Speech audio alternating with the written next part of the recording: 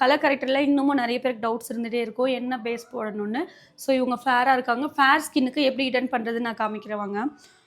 So நம்ம base வந்து கொஞ்சமாக ஆரஞ்சு, ஏன்னா இங்கே எக்ஸ்ட்ரீமாக பிளாக் இருக்குது. ஸோ லைட்டாக ஆரஞ்சு கொடுத்துட்டு நீங்கள் ப்ரஷஸ்லேயும் பண்ணலாம், இல்லைன்னா கையில் பண்ணலாம். கையில் பண்ணும்போது பிளெண்டிங் ஈஸியாக இருக்கும், ப்ராடக்ட் வேஸ்ட் ஆகாது. ஸோ ஆரஞ்சு போட்டாலுமே மார்க்ஸ் இருக்குமானா இருக்கும். அப்போ அதுக்கு மேலே என்ன பண்ண போகிறேன்னா டார்க் சாக்லேட் கலர் எடுத்து ஸ்கின்னை வந்து ஆப்போசிட் கலர் போட்டு மறைச்சிருக்கோம். இப்போ இப்படியே விட்டோம் அப்படின்னா கருப்பாக தெரிவாங்க. இப்போ இதுக்கு மேலே கன்சீலர்னு ஒரு ப்ராடக்ட் போட போகிறோம். அப்போ கன்சீலர் என்ன கலர் யூஸ் பண்ணணும்னா நம்மளோட ஸ்கின் என்ன கலரில் இருக்கோ அந்த கலர் தான் கன்சீலர் யூஸ் பண்ணணும். ஸோ ஸ்கின் கலர் நல்லா ஃபேராக தான் இருக்காங்க இல்லையா? இது இப்போ நான் போடுறேன், கன்சீலர் கிடையாது, கலருக்காக உங்களுக்கு காமிக்கிறேன்.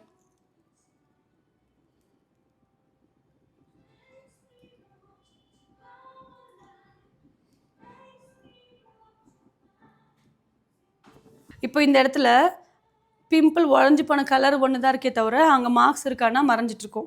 இப்போ நான் ஜஸ்ட் உங்களுக்கு புரியணுங்கிறதுக்காக கலர் பண்ணி காமிச்சேன். ஆக்சுவலாக நெக்ஸ்ட் ஸ்டெப் வந்து கன்சீலருங்கிறது லிக்யூடில் இருக்குது, ஜெல்லில் இருக்குது.